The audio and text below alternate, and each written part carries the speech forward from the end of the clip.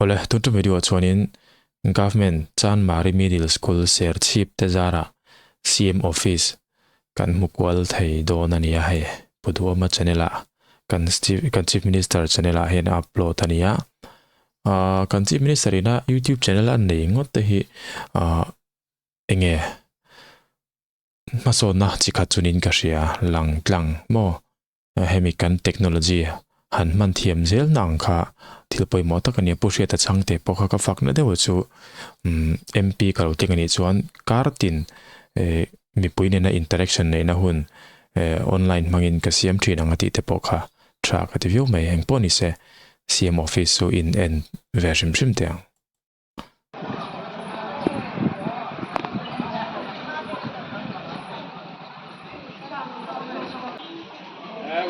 welcome. Nanti ke motor ini utlan so mai lo. Bas ka. Bas ni mo. Alo mamne, mai akan boleh ni kalau. Examnya lo kan sih tu ya. Zilai sambil panga.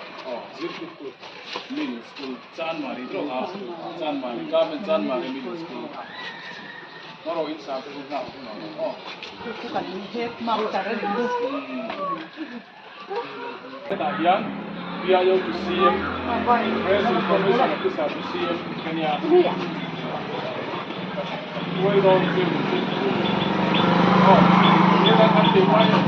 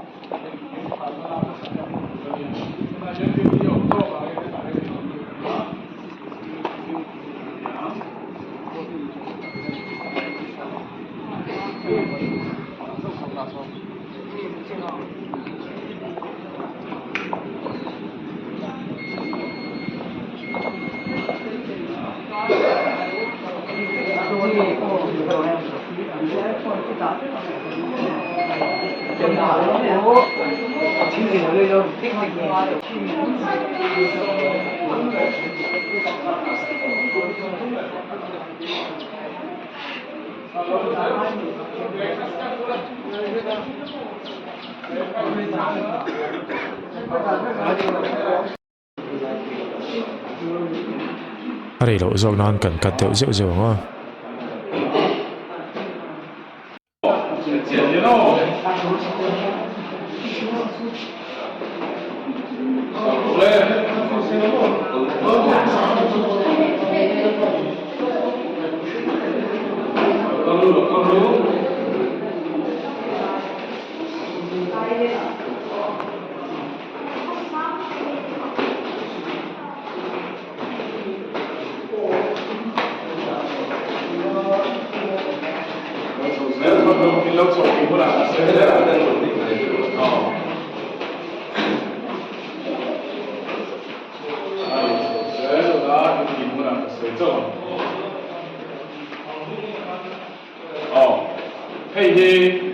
advisor to CM PTV level 2 nania advisor to CM dan kecu nakina income to assembly opposite secretariat akan anchua so karma sa khan sensipa pramza ha hetarian achuchina to so karma chon PTV level 2 chua hela yan ama personal transa PSD PAD anom dikha ama kan pulo bala kan soyela chuan hei hi ta hei lo le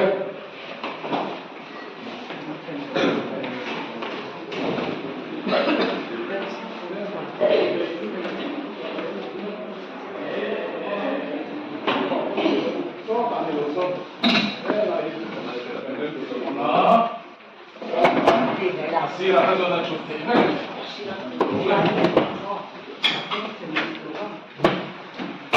na chu pero sira ya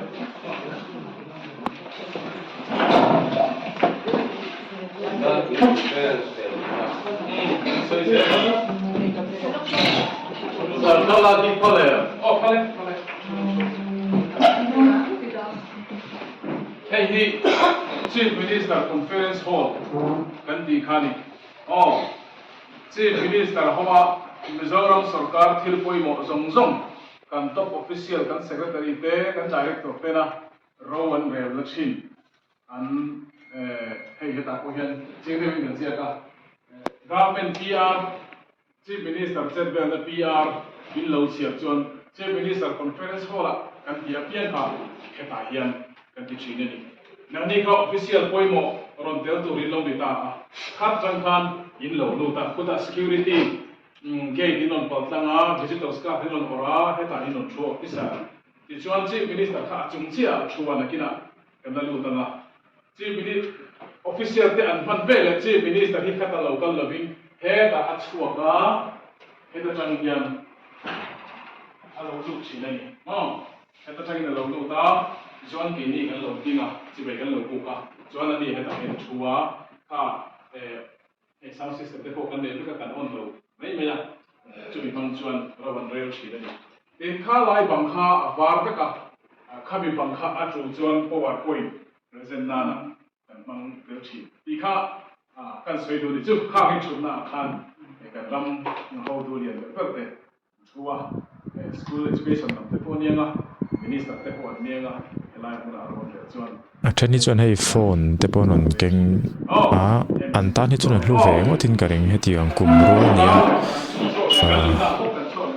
CM office han fan kol vel chu nuam ngotin ka ring ti chuan heta hian hemi floor an no be ko kha kina kala se le to ba Chief Minister internet le a kai noi song song poi pui tu hi hemi na room ma sapra hian NIC te hin media an chuba chuan a dot chia sensor Henry Wilson tuang FCS te so additional PS and the FCS apia le a so coming na intara ke sai tuanga ke hi MIS ka tuanga apia le to CM ni ve tuanga ke hi chuan media lam dik chak ka poi tu ni te chuan Chief Minister in thucha aron record reng hi heta hian kan record thi ka ni in on ren camera en chunga soyang khan alo lang thei telephone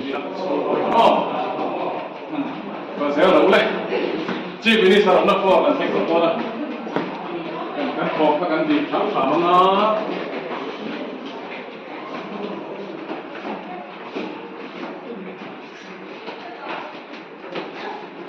hay lo đi kho nó cái dân mà đi ta thật là biết xây nè ta lo đi kho đấy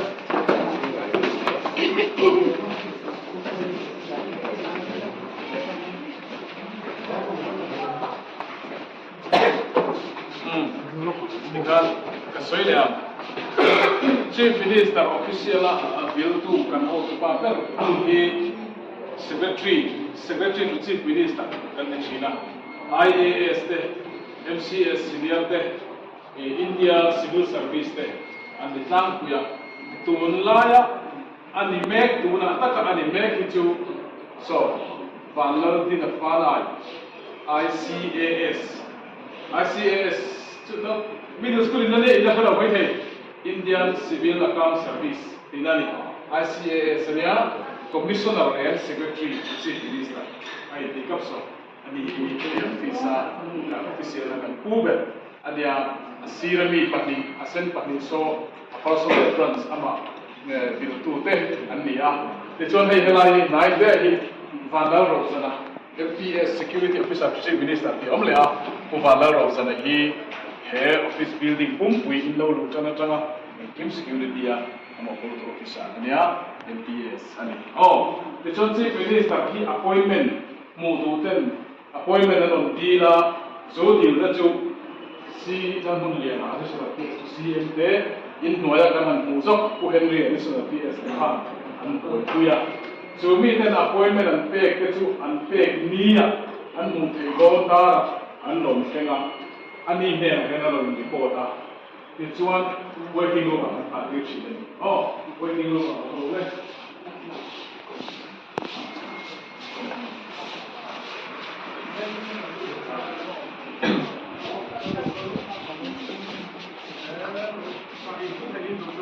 soi fia tu khian in soi fia thiam sia lete lo thir du tan pe amuna ve ang mai kan ne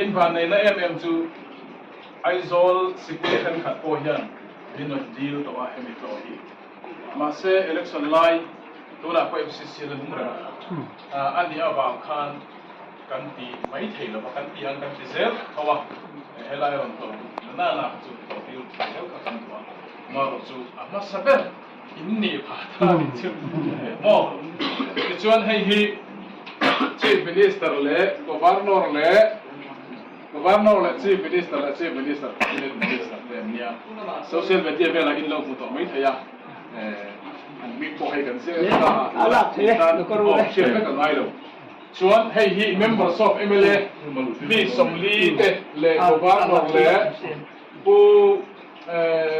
assembly secretary ata commissioner secretary is ba mu tu chuan chief minister mu tu ma ngak tu da hei lest we forget the Kuala Silo. I am via director. Pension tale kabu photo book le dan anda. Kita hatula PBSan amu theye atia ron ko minon ko ta chi ni chief minister muturi kan kala role Sampai pada sira sampai tuan jina jina okey juga. Lukum kumia lo tu oh.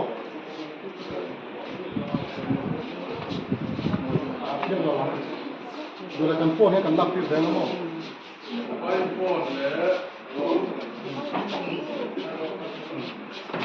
Mobile phone le be kala ya la su ko da ta wala. Tu boleh berengar sa. Tu berengar apa nama? Telefon tu.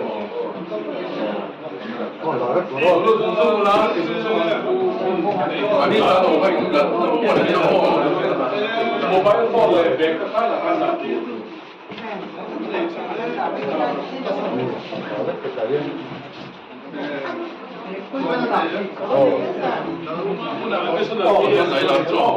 John hết là cái phụ bản là một giờ security officer không? Kalau mereka kumari ya PSO, main PSO, kan dan kita info lain lagi tak boleh boleh.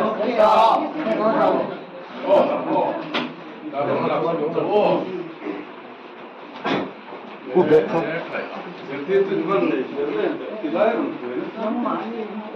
Kan lo sesuatu pun mak, cuma kan orang nak sih.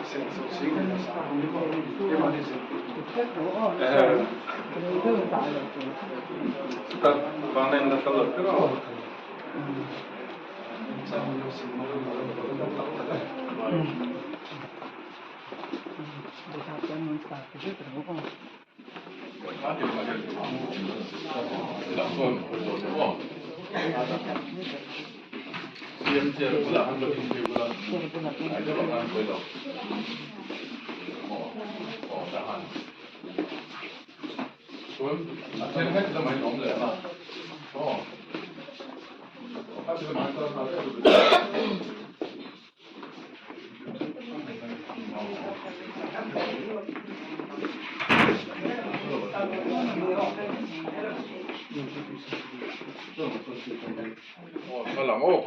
Ni dulu.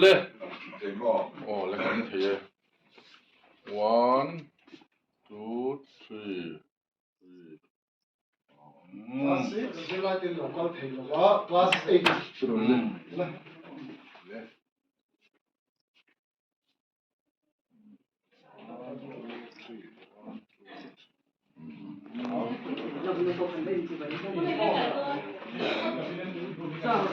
Mùi nó Tang nel de in kan no science center kan so to mo chuanin assembly house kan di na siro chu ani de to me ba Assembly House in the to me. ma tha khan hi tui no pang han tui in to rat tar pakhat ba kan le si no ba ta pu nar le mo computer kan le no ni question tin tin pui sai kan in chu chu pa yat ma tar ni chu tar the lu to mo in to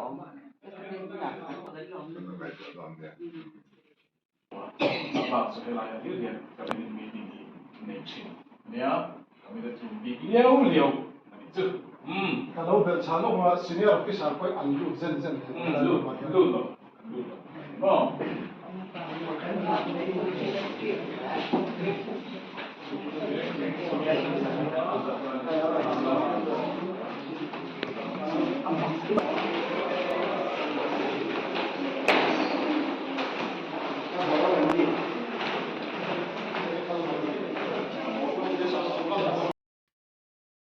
office tian fan kwal la hian karil ro lom pakhat chu ram pakhat ho tu pa ni tura ngai tua tur tam tur zia hi ania office sang te han fan kwal lai karil ro lom dei ni chu chu ai then kha chun in social media te kan cm chu ti khati kan ram ho tu pa chu ti khati po lo ti thin ma se an ni ta ni chun khami kha engin yang vakher man le wangai tu man poin an kho sain ka shelova an ma ti tur le ma chop tam lu tuk tur ngai tu hi chuanin ram pakhat shoi tu ni hithil ti na mai ni don lo top mai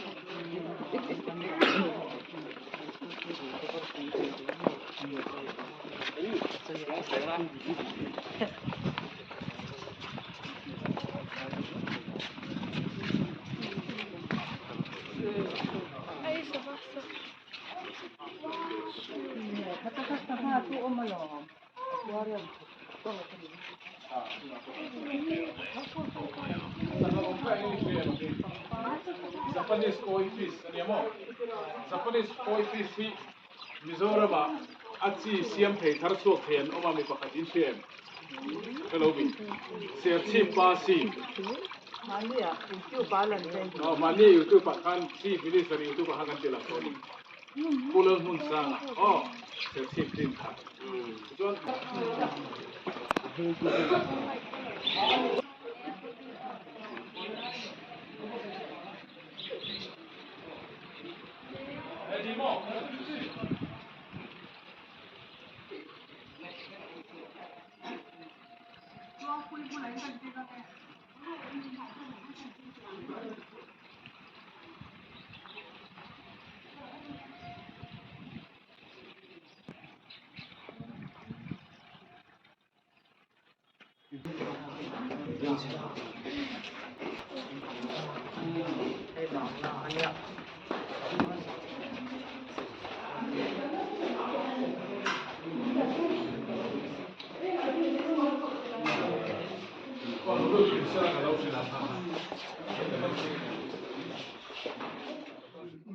Mo.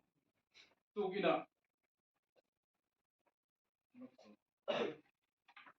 Tugina Khan Chief Minister. Yani Secretary to Government of India, Ministry of Minority Affairs. Ha. Bangla hian a ko mani. Chu tiang chia chuan ambassador te Manilo ka ko news hai lo mai thea Dr. S. Jai Shankar Union Minister of External Affairs Minister te ikhan mi poimo million rampon te pona changa local akom thin na chu hei hi nia atlang puin chi minister hi so pima shoi din na bul hemi telephone omna hian a thutlang puya ti chuan a sir chi a hian ami kom official a kan da thin ani ani lova helama an thutelo chuan chief minister hi ta hen a thutlang puya ami kom te ta hian anam bok chi hei hi tun ma chief minister ponia tunami ponia kan mi poimo ber top official tak tak te even no police katanga local te lokom na thin ani chu ti chuan kana han ke ni kan thu ve thu nga kha kan lengin kan ring so ka hello ai han kan thu khomo nga an chu ko hian nge min dui dong kan se ba kan lo nga topa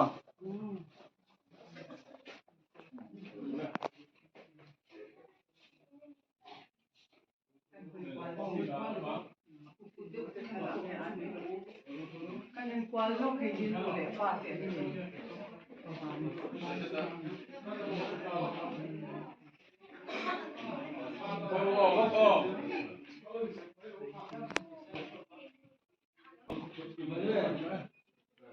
Hey, kan pi hey kan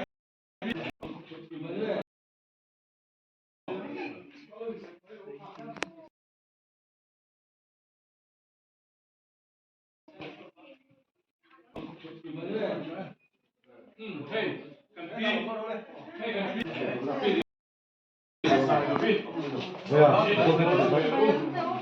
Ai to tin no. Kan van nei em ti ber po kan tu ni Hey, in school mo.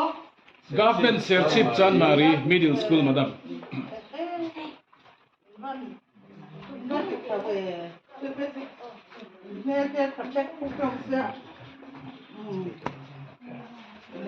so kan ni kha ta ring ni ka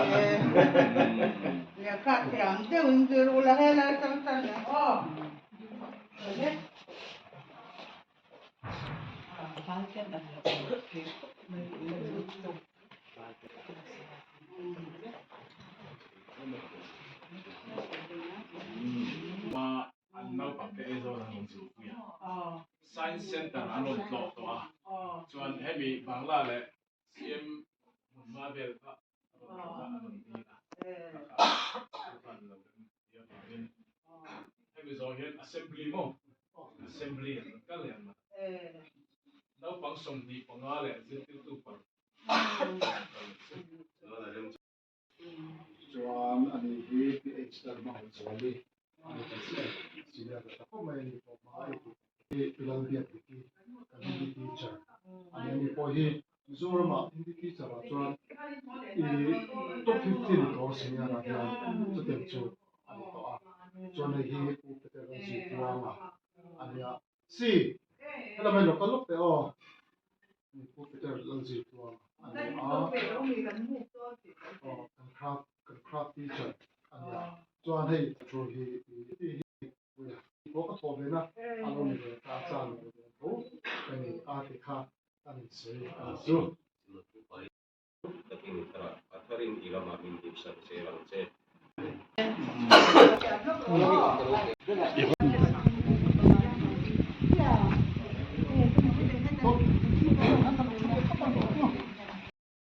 Chuan video chu kan du to kanga he video hi ka react chak na chan le ei tun hi ka voi khat mu na thau nia ke po ting anga chief minister office fang kwal the ni hi government Chan Mari Middle School Serchip te hin van nei thlota ti chuan an ti tang lo hre danin midang aizola school than khate pon an dila ti sakzel pon na tumnin ka ria heti anga kan zirlai no pangte opportunity an lo pe thiam hi an fakom kate han ti tra thlota I ke poin tum khat chu CM Bangla ka kalve to a kha thil kha ka hun ton to a chuanin ro pui ka ti ber pol ala ni reng mai tun thlang hian eng poni se khati zong ka tun tum video chu ni phot te se